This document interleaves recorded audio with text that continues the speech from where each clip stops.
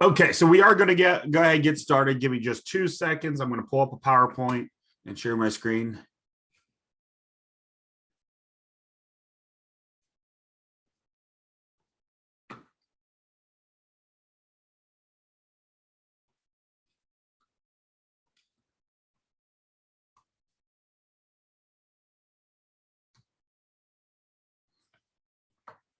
All right. So those that were in the foundations of or the intro to ed class just a moment ago, we're going to be doing a lot of the same things with a whole lot of participation through the chat box.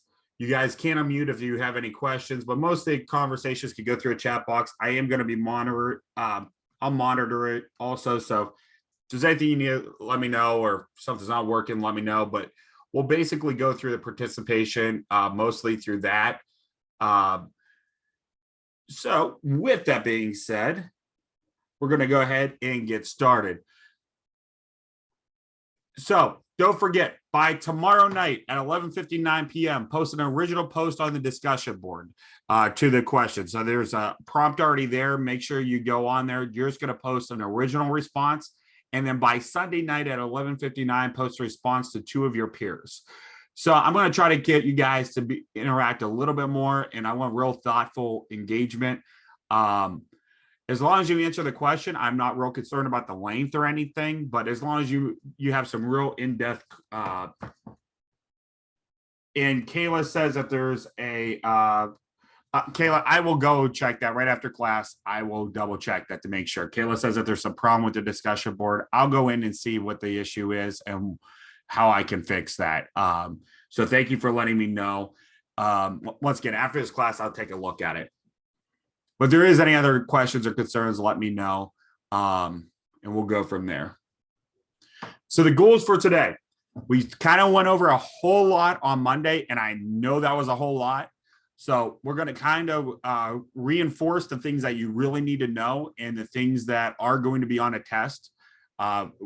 6 principles of IDEA will be on the test. And you also need to, we'll start going into the process of how a IEP is created and the entire process. And the first step of that is really the RTI process. So we'll kind of go over it. So that's the goals for today. So first, we're going to watch a quick video on the history of special education. I kind of went over this, but this is a really, really good video I found, which I think will help out tremendously, because my dad was a history teacher for 38 years. And the one thing he said is you can never understand where we're at today without understanding the past. So I think this is definitely important. Hello and welcome to Teachings in Education with Frank Avella. The history of special education. In the United States today, all students with disabilities have the right to special education services and a free public education. These children are protected by laws. Students classified as having disabilities are afforded accommodations and modifications. Accommodations are related to access of content, while modifications allow for changes to content. No doubt, these students benefit greatly from them today. However, this wasn't always the case. It was only with the help of certain advocacy groups. These advocacy groups were usually formed by parents of students with special needs and other members of that community. The advocacy groups lobbied and fought for these children by bringing their plight to the public eye, as well as putting pressure on local and state politicians. They got the public involved. Now, let's look at a quick outline of events beginning in the early 1800s that led to the achievements of today. Years ago, most students with disabilities did not attend school, and in most cases, they were not accepted to schools. There are exceptions where some parents would have to pay money to get their child into private schools or pay for private tutors. Let's move along to the 1850s, where a growing number of isolated schools for students with disabilities were available. These schools were mostly in rural areas, but were moving in the right direction.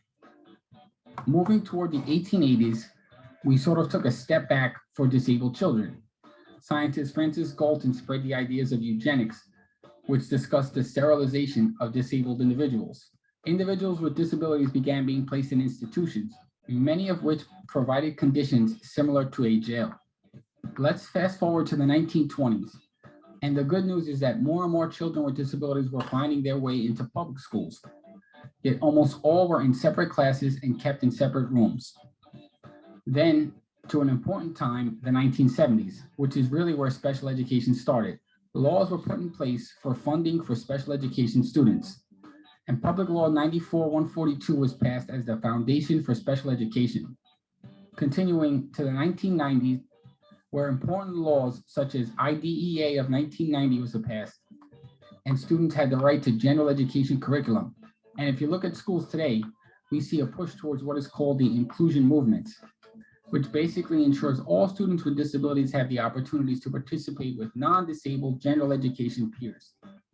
Right now, I want to say thank you for your time. Please like and share. All right, so as we look through the history, there is a couple of things that we have to look at. So first off, under legislative funding, PL 94-142, it wasn't originally called IDEA, but it is now. So that is something you're going to know. We'll go over more what IDEA stands for, but Public Law 94-142 is IDEA. It was passed in the 1970s. It changed names well, I shouldn't say multiple times. It changed names twice, but it's been basically expanded upon multiple times. Most importantly, in 1997, they expanded it a lot. And then again in 2004. And then throughout the years, there's been different things added to it. However, we talked on Monday about how a lot of times for large periods, and you see this in the history of it, children with disabilities were either secluded. I mean, you looked in the 1850s, they were in isolated schools. In the 1880s, they were institutionalized in a completely different thing, completely separate environment. And in the 1920s, you see where they were brought into schools and put in separate classes for a whole lot. From the 1920s through most of the 1990s till about 2004, just about. I mean, you're looking at a whole lot of time there. Students were put in separate classes. So on Monday, I kind of talked about how a lot of times these students were put in basements, basement classrooms or classrooms way out of the way from the public eye. And they really didn't get the instruction that they needed or deserved, and they were isolated. So there's a whole part of it. Nowadays, students are put in more general ed classes in what's called inclusion. So they're part of the, overall student body. So inclusions meaning including them into the regular, typically developing classrooms. So with that being said, Share this video. In the chat box, first thing I need you to do for public participation points.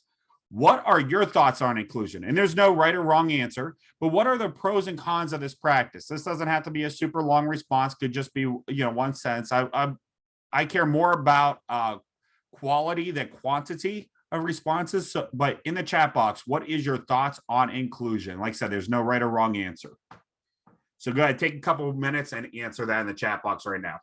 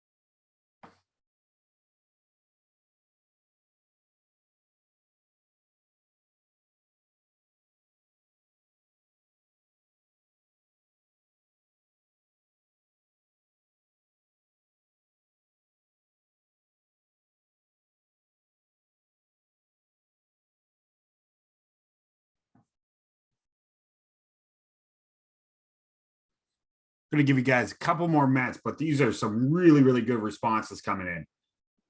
Kayla, I really like it. I totally agree that, there's peers that need to grow to accept human differences. That I love that sentence right there.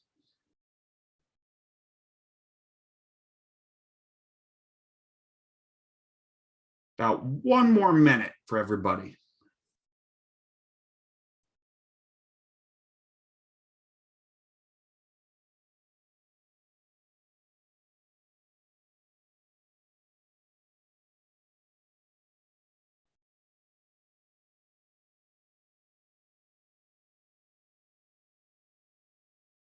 That's a great point, Katie. Lester, I love that. That is a great point that students can learn how to interact with others.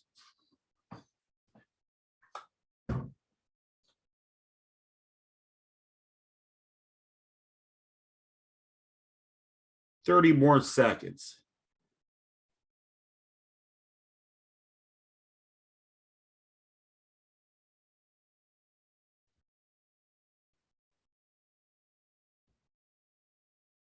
Jenna, absolutely. It's a teacher's responsibility to adapt to them. Yep. And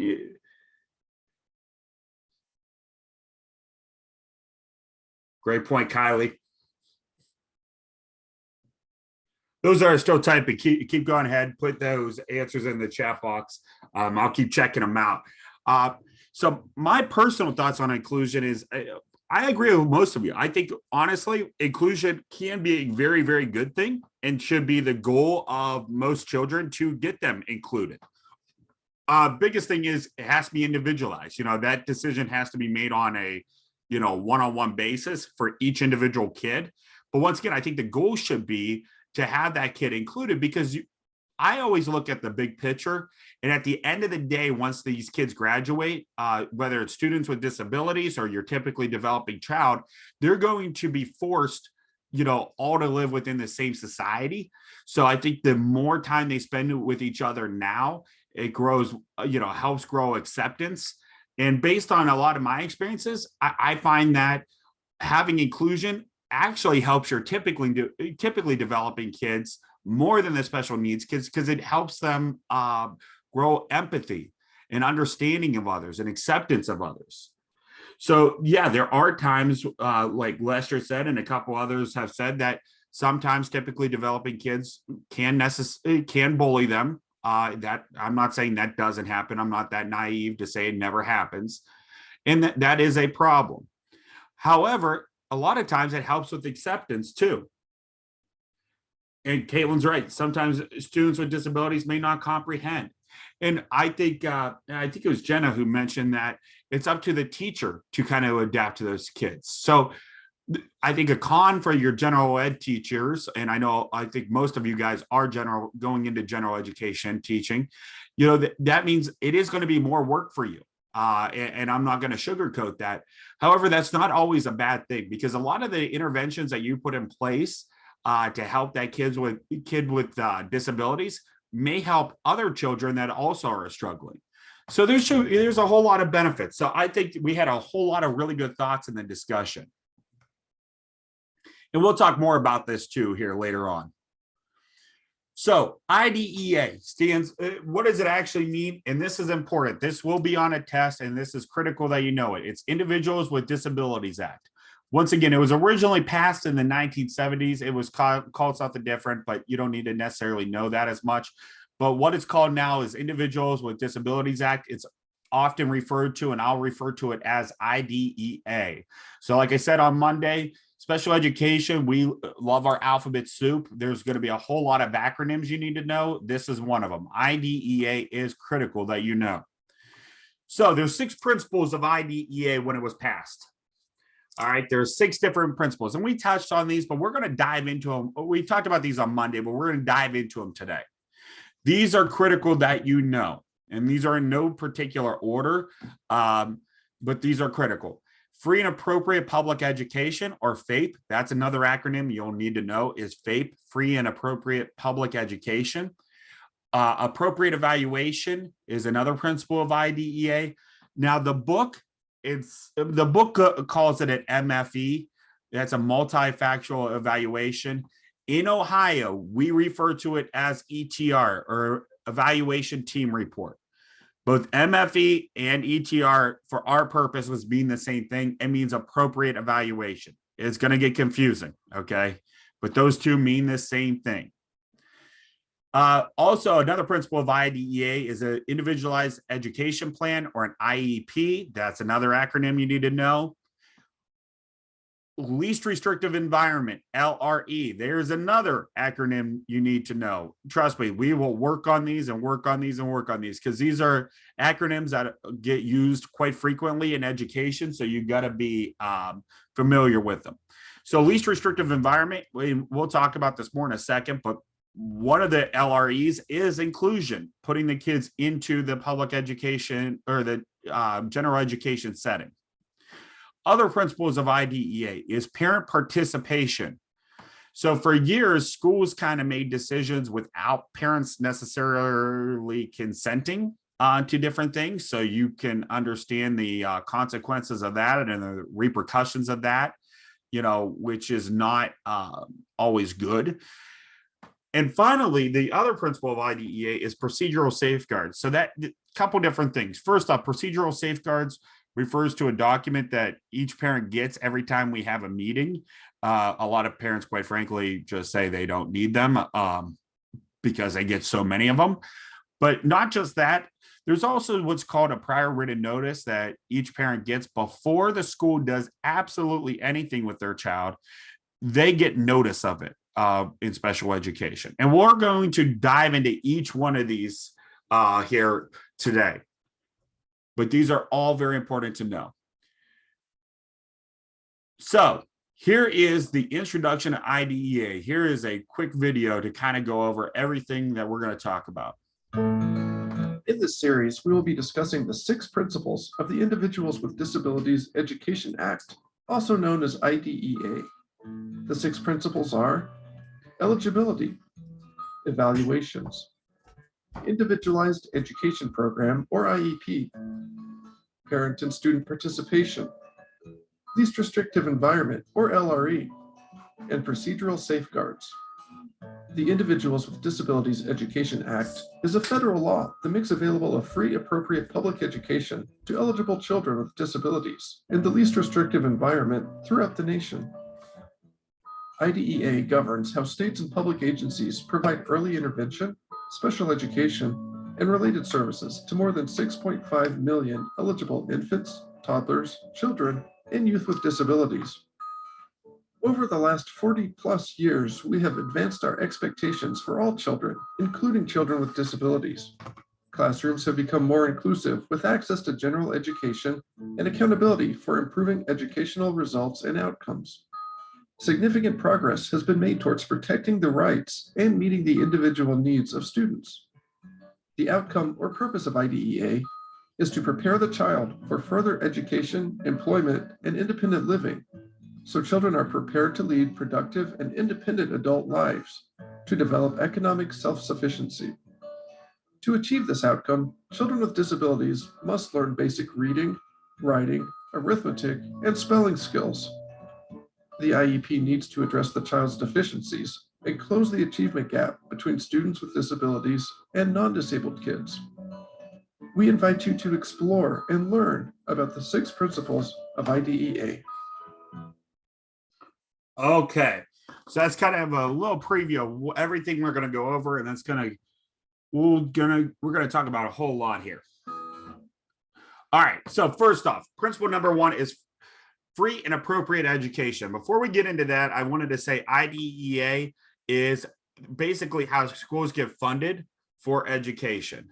Okay, so it's a federally mandated program. So these principles are absolutely required and they're part of the law. So free and appropriate education, or principle number 1, that means that provided students get education provided at public expense under public supervision, and it's provided at no cost to the parents other than ordinary cost charge to all students. So think about it like this. A lot of you guys, when you were in high school, you may have went into home ec, for example, and there may have been a home ec charge for, just as an example. So those costs are still on the parents. But other than that, the students, speech pathologist, occupational therapist, that's all at no cost to the parents. That's provided to the kids. Free and appropriate education must meet the standards established by the State Department of Education. In our case, it's ODE, or Ohio Department of Education. They kind of ensure compliance, everything that the school does. They also issue the curriculum standards that schools must follow. Free and appropriate education also must be designed to meet the unique needs of each eligible student. Going into the next bullet point, provided according to a written individualized education program. So IEPs, and we're going to talk about this more later, but an IEP is a written contract between the family and the school of what services are going to be provided to that kid, and it's a legally mandated document. Free and appropriate education must be provided to students from preschool through high school, ages 3 to 21. And it must continue to be provided to students who have been suspended or expelled. And we're going to talk about that more later on. This is something that you need to know right now, but there are laws that govern students with disabilities, how they can be disciplined from the school level, not you in a classroom level always, but we'll go into that more later on this semester. So appropriate evaluation. So like I said, MFE or ETR, they mean the same thing. They both mean evaluations. These are normally done initially after the RTI process, or response to intervention process. We're going to talk about RTI later today, but evaluations are done every 3 years after the initial evaluation. So if a student gets evaluated, let's say their first grade year, they have 3 years where they don't have to be evaluated. And then after that 3-year period, they must get evaluated again. So we're going to watch this video on appropriate evaluations. In this series, we will be discussing the 6 principles of the Individuals with Disabilities Education Act, also known as IDEA. The 6 principles are eligibility, evaluations, individualized education program or IEP, parent and student participation, least restrictive environment or LRE, and procedural safeguards. The Individuals with Disabilities Education Act is a federal law that makes available a free, appropriate public education to eligible children with disabilities in the least restrictive environment throughout the nation. I apologize. I'm not sure why. This is supposed to be the video on evaluations, and it clearly is not. So we will come back to that. But appropriate evaluation. So I'll go through what the video was supposed to say, and I apologize again. So in the evaluation process, and we're going to go through this later on today about the road to an IEP, but evaluations are so critical. So here's basically how it breaks down. Once we get, a parent has to give consent for an evaluation to take place. Once we get that written consent, the school has 60 days to complete an evaluation. An evaluation must include a whole lot of documentation and data. So here's what it basically breaks down to. Classroom performance is a big part of that data, and we'll get into that.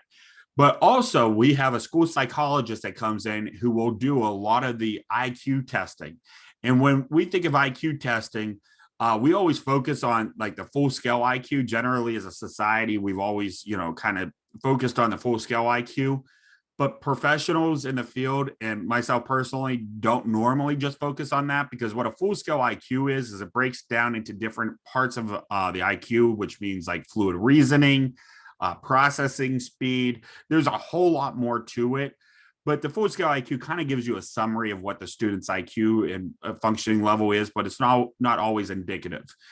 Also in that, we do achievement testing. So there's a standardized test that we normally do. Normally it's called what's the Wyatt, but you guys don't need to know that. But that kind of basically says what grade level the student's functioning at. any diagnostic tests that the students do or you have the students do in the class, that's going to be part of it. If the student has any speech or fine motor needs, that will be part of the evaluation. So there's a whole lot more that goes into this than we typically think. But the point of an appropriate evaluation is to answer one very important question, and that is, does a student have a disability that negatively impedes their academic performance? So there may be, and I mentioned this Monday, I know, but I'm going to reiterate it again today.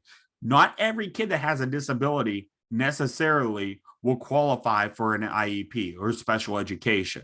All right. So students with, ADHD may not qualify because their disability may not negatively impede their overall academic performance. But anyways, evaluations are a whole lot of data that tries to answer that most important question. And once we answer that most important question of if their disability negatively impedes, then we ask what category they fall into. And we kind of hit on some of that on Monday, but we'll hit more of that probably later this semester. But that's all critical. However, on the next slide, if we go there, I want you to think about this. So ETR is the evaluation, and part of the role of the evaluation is collecting data. That's part of the appropriate evaluation that IDEA mandates. So in the chat box, I want you to answer the following. What do you think the general education teacher's role is in the ETR process? So go ahead and answer that now. Take about 2-3 minutes and go ahead and put that in the chat box.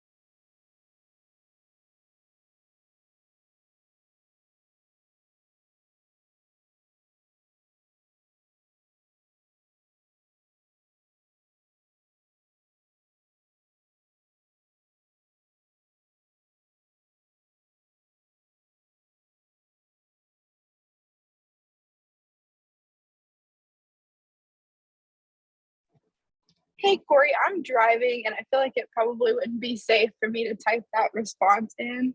Absolutely not. Do not respond while driving. That is totally okay. So do you want me to unmute myself and tell you my answer, or do you want me to just stay quiet? If go ahead. If you feel like doing that, that's fine. If not, that's no big deal. Also, I prefer you not to get in a wreck. Yeah, me either. I just didn't want you to think I wasn't listening. I swear I am.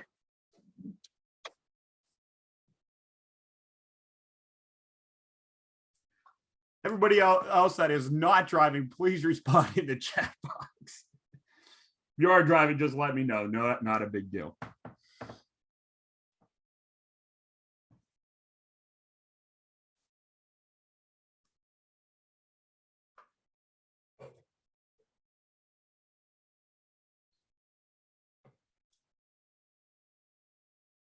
About 1 more minute to respond.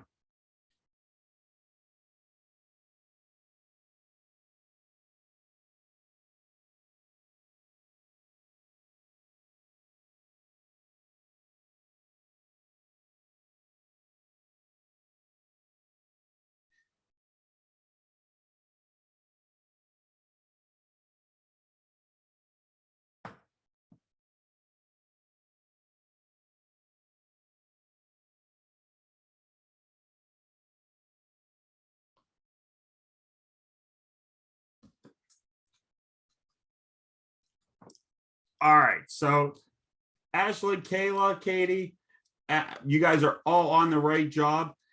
So here's the dirty secret is the school psychologist generally is going to do the IQ testing, a lot of the achievement testing. However, the school psychologist and no one else in the school probably knows that student as good as you do as a general education teacher.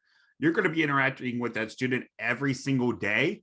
And therefore, the data that you provide is absolutely going to be critical. So, you guys all kind of hit on it, and Lester hit on it too, about the behavior. So students that have a whole lot of behavior issues, that's absolutely critical to it. So in my current job, when we are evaluating a student, the referral comes to me, but I always ask the gen ed teacher, what does, if they say that the student's not behaving in their class, for example, well, that's not good data. I need specific data. So I'll ask them, what is a student doing and how often they're doing it and how intense are they doing it? So, if a student is interrupting class, that's not really saying how often they're doing it. So if you're saying they're interrupting class on average every 5 minutes, that gives me real data in something that we can work with. So to answer this question, what the general education teacher's role is to give that day-to-day data and observations that the gen ed teacher is going to have when no one else may be able to give it. Like I said, this ETR is done every 3 years. So the school psychologist, they're only going to see that child every 3 years. The intervention specialist, for an initial evaluation, they probably don't even know the student by and large. So all that information is really going to come from you as a gen ed teacher.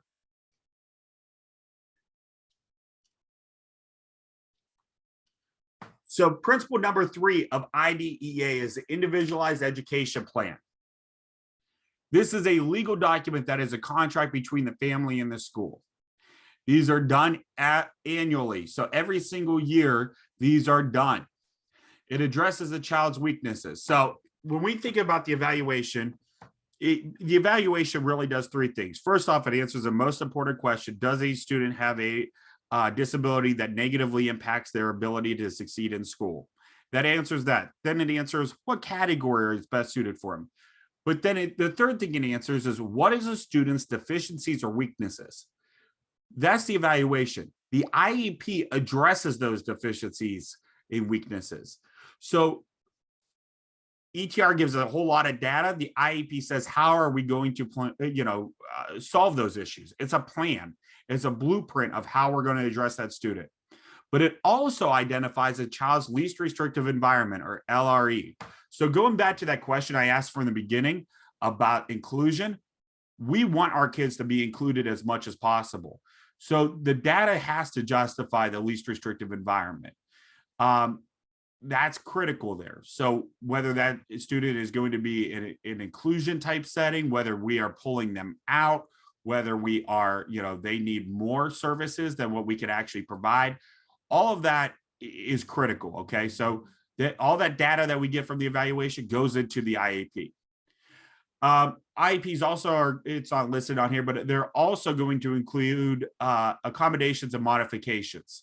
So on Monday, I gave the example that, somebody that is 4'10" may need a ladder to change a light bulb. Shaquille O'Neal may not need a ladder to change a light bulb. Now, the overall expectation is going to be the exact same. The light bulb gets changed, but how we do it is different. That's an accommodation. So accommodation has the same expectations, but how they're met may be a little bit different. Modifications are also included in the IEP. Modification is more of a change in the expectation.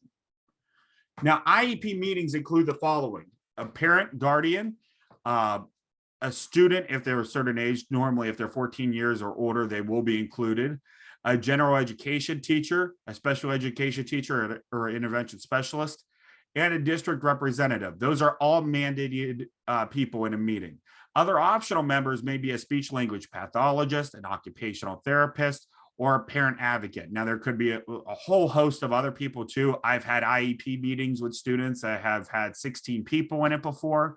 I've also had IEP meetings with just 5 people. So it all kind of depends on the student, but that's all part of IDEA's, one of the mandates is the IEP. Next is least restrictive environments. So we kind of hit on this already. A least restrictive environment may include inclusion or the regular education classroom. It may include special education classroom or a resource room, they're sometimes referred to. It may talk about a separate school. So this may be a specialty school. On Monday, I talked about how there's some schools that are, designed strictly for autism, for example, or other specialty schools. Least restrictive environment may also mean residential facilities or a hospital facility. For some students that have a significant amount of trauma in their life or a whole lot of mental health issues, a residential facility where they, actually live in may be the most suitable for them. And finally, home instruction may be an option also. Generally, that's for the most medically fragile students, but not always. But we're going to now watch a video. This is actually the right video for least restrictive environments.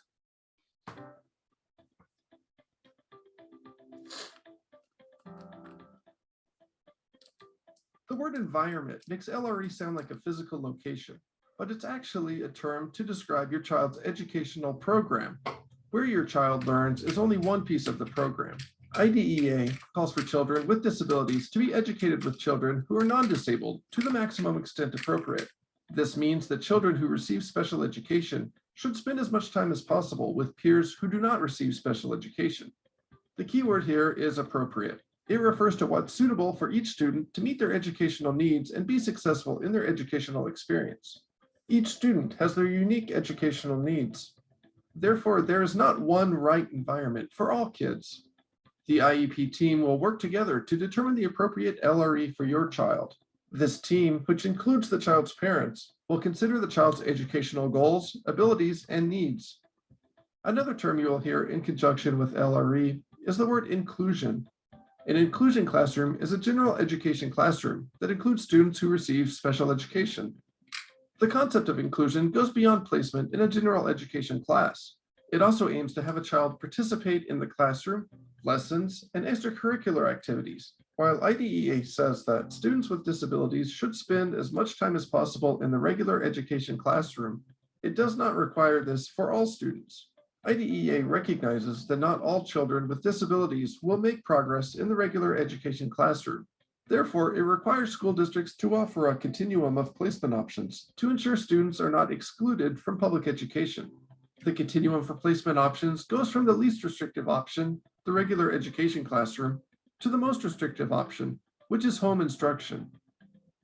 More restricted means more segregated from typical peers.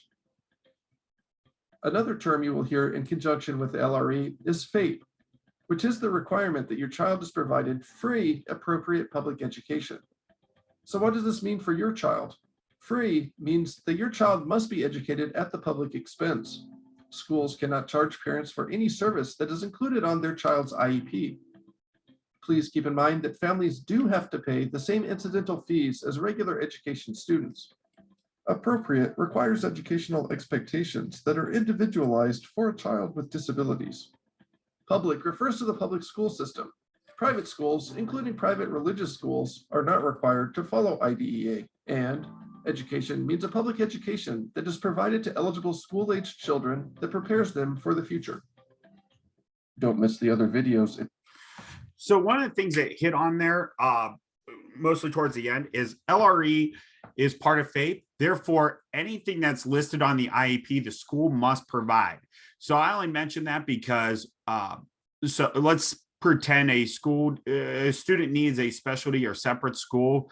That comes out of the school's budget to pay for that. Okay, so we like to keep that in mind also. Not that that should determine anything, but that's why it's a team decision, including general education teachers, to determine what is the most appropriate environment for each individual child.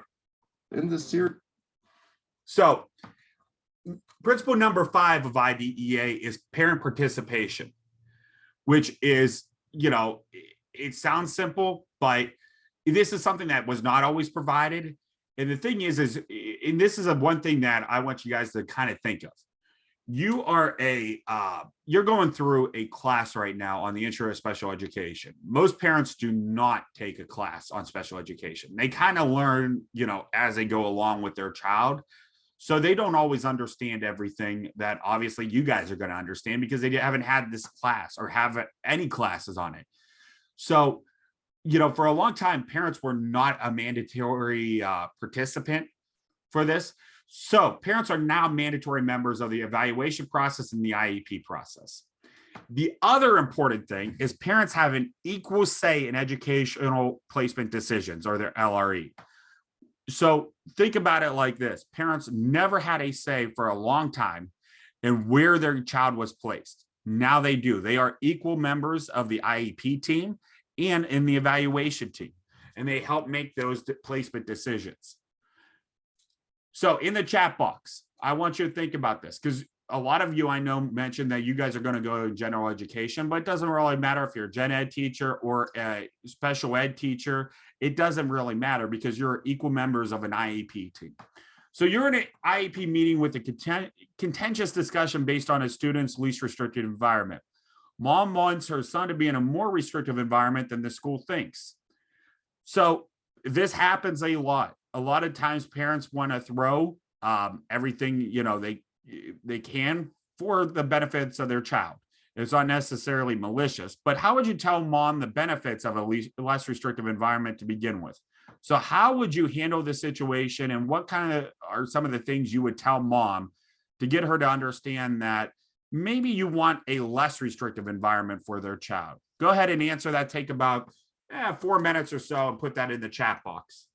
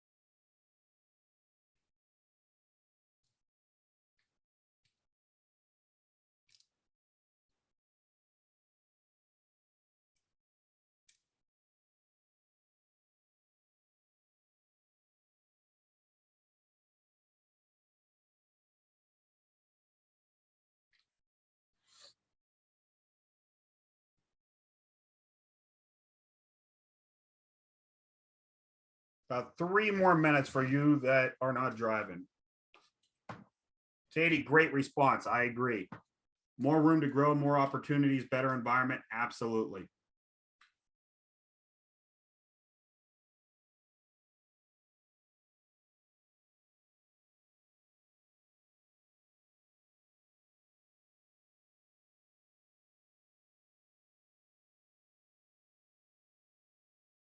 Ashlyn, absolutely. Great response. About 2 more minutes for everybody else. Caitlin, I totally agree.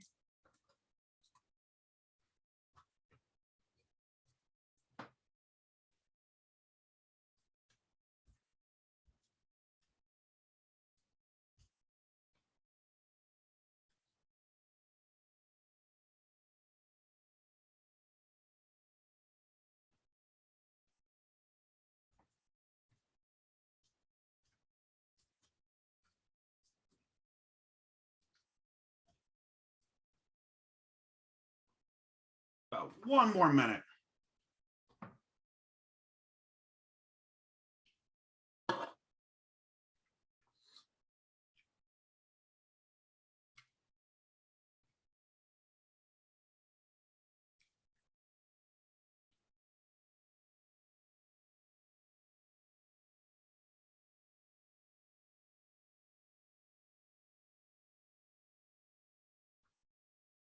Really good responses so far too. So those that are still typing, go ahead, keep typing. Here's what I would say, because this is something that oftentimes gets, brought up. And this is normally how I respond to a parent that wants, look, the parent is advocating for their child, okay? And I understand that they want every service that could possibly be provided to their child. However, the way I like to explain it is this, if you have a leaky faucet in your house, you're not going to go to the extreme of just, completely destroying your house and building a new just for a leaky faucet. You may have to, go do some work on the leaky faucet to fix it, but you're not going to go to that extreme. Now, you can always still demolish your house and build a new if that ends up being the case that's needed. But right now, it's not necessarily needed. We're not to that extent yet. So we talked about IEPs and how IEPs are done annually. Data drives everything. So we have 1 year to determine if that placement is the best. We can always at any time amend an IEP. We can also always rewrite an IEP. So as we collect data, we can always move that child to a more restrictive environment if the data suggests that we do it. However, to start with, we like to start with the lesser restrictive environment. And the reason is because after the student graduates, there is no, least restrictive environment or more restrictive environment. The child is now going to be just a member of society. So because of that, we want to start with the least possible intervention needed, and we will move it on a continuum to a more restrictive or more, intensive procedure or placement. So that's how I normally like to explain to parents, you want to start with the simplest fixes first, and we can always change them or amend them and move that child to a more restrictive environment if it is appropriate. But we always want to start with the, less restrictive when possible. But really good responses in chat box, everybody. I like it. So IDEA principle number 6 is procedural safeguards. Parents are entitled to notice of the following: parental rights notice to provide information about special education. Once again, you guys are getting a 3 credit hour course on this. Parents normally don't have that. All right. They normally don't have a 3-hour credit course for that. What parents do get is a little pamphlet provide some information about special education. They also get notice in writing of IEP meetings. They must be invited. Normally, after 3 attempts, the team can go ahead and have a meeting without a parent, but by and large, a parent still has to be invited at least 3 times, and it has to be in writing. If they refuse to come, you can still hold it normally, not on initials, but all the annual reviews you can. Also, prior written notice of whenever the school proposes to change or refuses to change the educational program or educational placement of the child. So I'll give you a great example, real world example. Yesterday, one of the parents reached out to me. They did want to change the educational placement of their child. And I actually refused it. And I put in a prior written notice why I refused it. And the reason is because they're going into a new school year and they're going to have a new teacher. So I want to collect some data and have the teacher collect some data to see if there is any change, because sometimes it can just be a personality conflict between the child and, in this case, their former teachers. So I refused it, not permanently, but for, I think I said 4 or 5 weeks to collect data to see if this is a better, with a new teacher, if this may still be the correct placement, but it was just a personality conflict. So, but parents do get procedural safeguards put in place. So those were the 6 principles of IDEA. Now we're going to kind of switch topics a little bit, and we're going to talk about the road to an IEP. All right. We have about 30 minutes left. So we're going to talk about the road to an IEP. It is a long road. All right. To get from a student that you suspect may have a disability to an actual IEP in place. So by law, intervention must be provided to a student first, okay? So even in a general education classroom, the student that struggles, that you've maybe in the back of your mind, you're like, I think they may have a disability. We can't jump right into an evaluation, all right?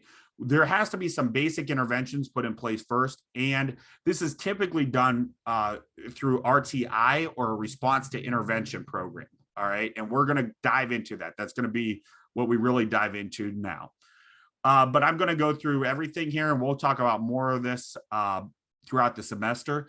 But step number 2. So step 1 is interventions are provided to the student in the class in a tiered-based setting. And we'll go through that today. Step 2 is consent is gained from parents. So after you collect all the data in the RTI process, the student still is not progressing appropriately, you as a general education teacher, or absolutely anybody, intervention specialist can do it too. Anybody can make a referral for an evaluation. And basically the school has 10 days to either, a parent can also make this request too, I should mention, but the school has 10 days to respond to that referral with either yes, we'll proceed, or no, we won't. But if they decide to proceed, the parent must consent to the evaluation. So the parent must sign a document saying that they give consent for an evaluation to be held. And then that starts the 60-day timeline to complete the evaluation. All right, so step 3 is evaluations performed. That's with the school psychologist doing IQ testing. Achievement testing, that's with you as a general education teacher collecting data, in your classroom. And that's all that RTI data also goes into this document. This is where the speech and language pathologist may collect some data and test the student to see if their speech needs, or an occupational therapist may test the student to see if they have any fine motor needs. All that information goes into the evaluation. Okay. Step 4, there's an ETR meeting, or evaluation team report meeting.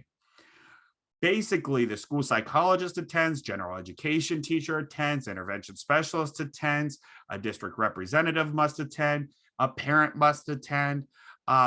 If there's a speech and language issue, the speech and language pathologist must attend, occupational therapist may attend. There's a whole lot of people that attend, and we go through all of the data that was collected in the last 60 days. It doesn't have to be 60 days out, but generally it takes about at least 50 days to complete all that testing. But we go through all of the data that was collected. And I'm going to reiterate this because this is important.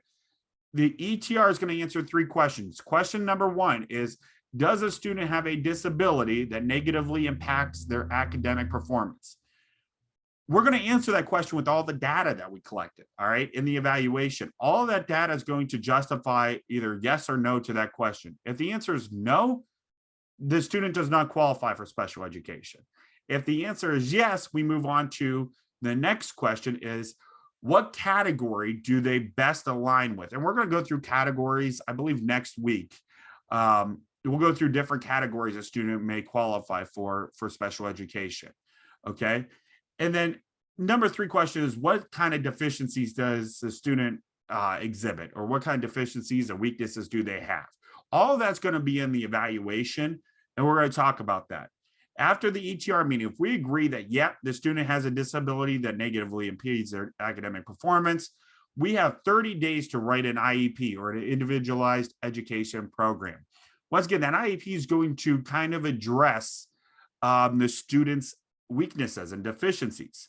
And within 30 days, we have to have an IEP meeting. Remember, an IEP is done every year, and ETR is done every 3 years.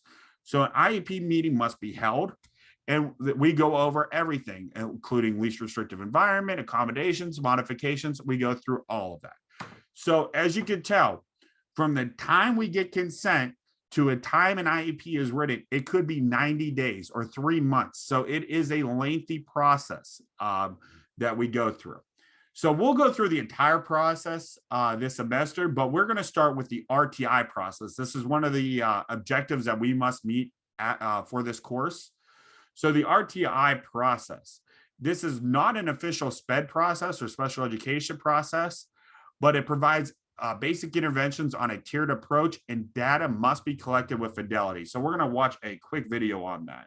Hello and welcome to Teachings in Education, Response to Intervention, abbreviated RTI, a framework to enhance student learning through remediation. This video will offer one method of RTI. RTI is generally separated into 3 instructional tiers. Right now, we'll explore tier number 1. Tier 1, called primary instruction, involves all students within the school. At this level, schools must ensure proper and sound instructional practices. Teachers must be using research-based instructional strategies. For example, typical classroom lessons delivered by a teacher comprise tier 1 of RTI. Good teaching is the first line of defense. Progress monitoring and screening are at the heart of tier 1 response to intervention. Teachers should periodically screen their students, and administrators as well should partake in evaluating students. We should consider alternative approaches to measure progress, not just standardized tests. Also, it is important that every child in the school be included, special education, general education, etc., and so forth. Moving on, instructional tier number 2. Tier 2, called secondary intervention, takes place for students that have not been able to advance out of tier 1 primary. In tier 2, the students identified as in need of intervention are given the opportunity to learn in a smaller group setting. In tier 2 instruction, teachers will reinforce basic concepts. For example, students may be deficient in basic mathematical operational skills. Remember, it aims to supplement but not to replace primary instruction. Students should be working on the same material that they are working on in their general education classes. All teachers and educators should keep an eye on tier 2 students. There must be careful monitoring. These students are the ones that need the extra attention from their teachers. And now we move on to instructional tier number 3. Instructional tier 3 is a serious intervention that takes place for students that continue to struggle in both tiers 1 and tier 2 of RTI. Here you want to increase both time and frequency of instruction. Schools must find the time of day to get these students the extra help they need. Guidance counselors can help with these arrangements. These students need individualized learning goals. These goals must be specifically targeted to each student. In tier 3, content specialists are often assigned to their students. For example, a student may see a reading specialist every Monday and Wednesday. By the time a student reaches tier 3, data should have been collected on that student from tiers 1 and from tier 2. In tier 3, the groups get even smaller. Here, we are talking about group sizes of 1 or 2 students. Before we finish up this topic, you should understand some of the overarching and key components of RTI. RTI schools need to create data teams. What is the point of collecting all this data if there is no one there to evaluate and dissect the data? Look to create a diverse team. Next key component is family. Schools often forget how important the involvement of the family is on academic success of the students. Involve their parents every step of the way. I've mentioned the importance of screening students time and time again throughout this video. When talking about screening, it's important to focus on mathematics, reading comprehension, and writing. And the last component is instruction. Never forget, the most important element to a child's success in the classroom is the teacher. RTI must support and empower teachers in their instructional practices. Right now, I would like to say thank you for your time, subscribe to this channel, and don't forget to like. Okay, so RTI, this is something that normally happens in the general education class. All right, so this is generally the tiered model. I don't know why it's so blurry. I apologize for that, but it's all right. It's good enough. We can read it. This is the tiered model of RTI. Okay. Once again, this is not a special education process, but there's a lot of things that are very special education like in it. Now, everybody starts on tier 1. This is a green level. Okay. This is a green level right down here. Let's see. Can I draw? Let me see if I can get this to work. So this is 80% of the students should be in, if you're an RTI, should be in tier 1, and they should stay in tier 1. These are the universal things that you are teaching as a teacher. You don't need to do anything else. This is all students. This is some prevention, early things, but these are things that you're going to do as a teacher anyways. That may include differentiated instruction. It may mean, helping some struggling students. This has nothing to do with whether they are on an IEP or not. This is everything that you're providing 80% of your students is tier 1, okay? Now, for the students that do not really progress or whatever, they move up into tier 2, okay? Tier 2, that's the yellow section here. 15% of the students should be on that, okay? So 15% should be there. These are the students that may need some more help, okay? They're at risk. Some students need some frequent progress monitoring. These are more targeted interventions. So these could be more small group interventions, for academics. If they're more behavior-based, maybe you're doing some more small group reward systems, things of that need. The very top level of RTI is tier 3. This should be only for 5% of the students. This is the last step here. Oops. Hold on. Sorry, I didn't mean to click that. Last step up here.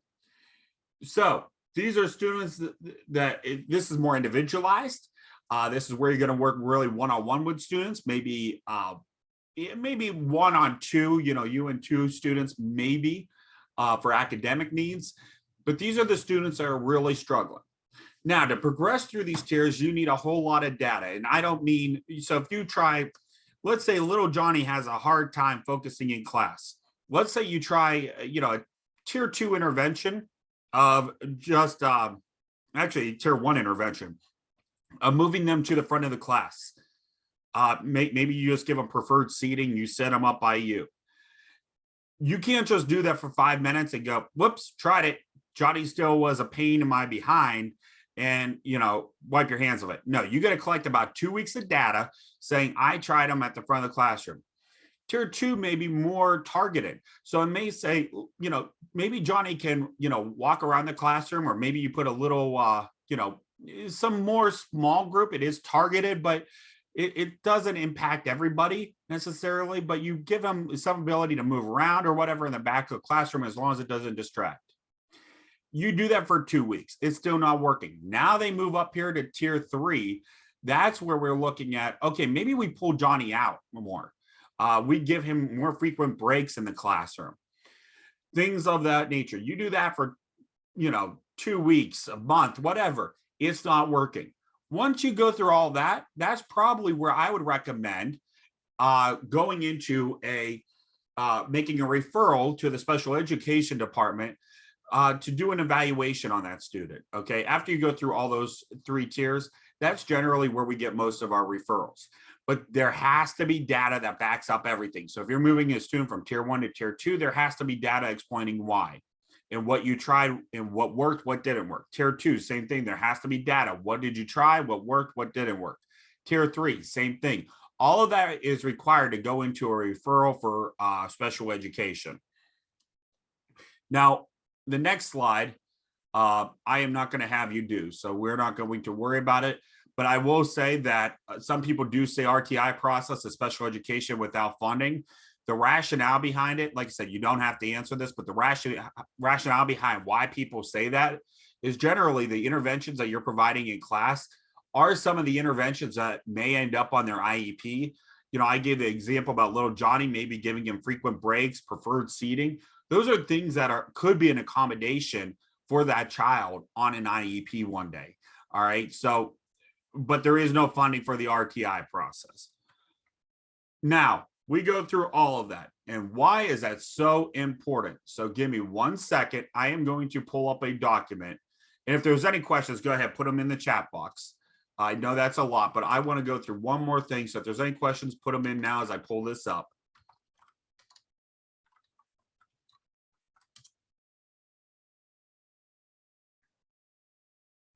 Sorry, 1 second.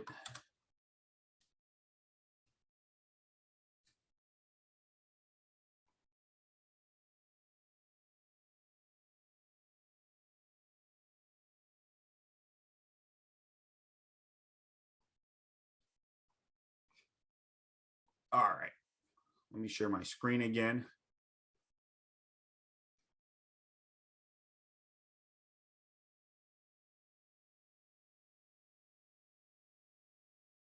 Okay. So this is a referral form. Now, obviously, this is blank. Okay. If you are a teacher, after you go through a gen ed teacher, intervention specialist, like I said, any person can fill this out, including parents. This is what a referral form will look like. Now, why am I showing you this? Well, I'll show you why. Okay. These are the questions that must be answered. So IDEA is a federally funded program, and that means there's a whole lot of compliance needs and there's a whole lot of justification because students that do qualify for special education do get some money back to their districts. Because of that, there's a whole lot of compliance issues. And the one thing that they'll look at, the state looks at, is why was a student referred to, or why was a student evaluated to begin with? That all starts with the referral process. Okay, that's why I'm going over this, and I'll explain what all this means. So the first couple, all this isn't not a whole lot of relevance to you. Okay, all this doesn't necessarily matter. You will have to fill that out, but that's not a big thing. Reason for a referral, generally, all I ask my teachers to put here is it an academic or is it a behavior concern? One or the other. That's it. Now, this is where all the data you collect goes. So you go through the RTI process and you have a whole lot of data from what the child was doing even before they were in the RTI process. This is where it goes. So provide data about the child's progress in general curriculum. If they're a preschool child, data pertaining to the child's growth and development. So here's what I tell my general education teachers at the school I work for. This is what I tell them to put in that section right there. I want to know their grades. I want to know any diagnostic testing. So once again, if they did iReady testing, that's a very popular one. What was their results? The iReady testing, they are going to do 3 times a year. So where are they at now? Where were they at last year?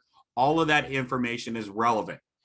If we are talking about, a student with reading issues, what were their running record scores? What's their, if we're talking about fluency, what was their running record results? All of that information is definitely critical for this. So all of that goes in this section right here. Okay. This section right here is where all that goes into. Now, all of that RTI data that you will collected will go in here. This is and the reason we do this, and I call it RTI. A lot of schools are still using RTI. Some of them are moving on to a newer model, but doesn't matter. The principles are still the same. There has to be interventions tried first because our goal is to not have kids qualify for special education. But if they do qualify, we have to justify why. And so all the interventions, this is required by law, have to go here. So what I tell my general education teachers to do is literally when they're doing data, and this is if you're going to be in general education, this is going to be relevant to you. If you try an intervention of moving a child's seat to the front of the room and you do that for 2 weeks, what's the data? So if the baseline, so before there was any intervention, the child was shouting out, inappropriately 5 times every 30 minutes, that's their baseline. Okay. Once you put the intervention up, in place, did that improve? So you move to tier 2, you move the child up to the front of the classroom. Baseline says every, 5 times every 30 minutes you're shouting out. Did that decrease at all?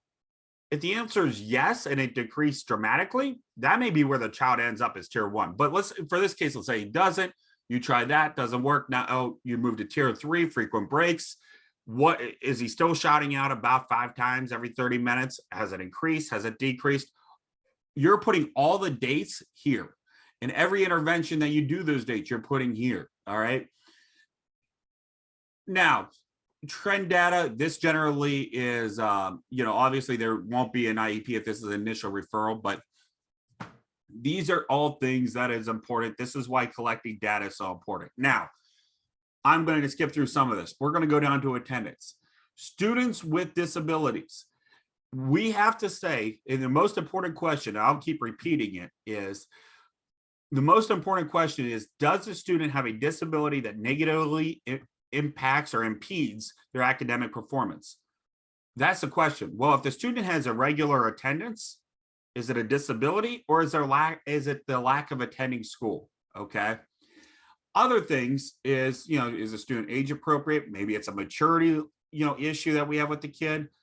Is there other issues? Because if a student has vision issues, if you suspect a vision problem, is it the fact the kid can't read, or can the kid just not see?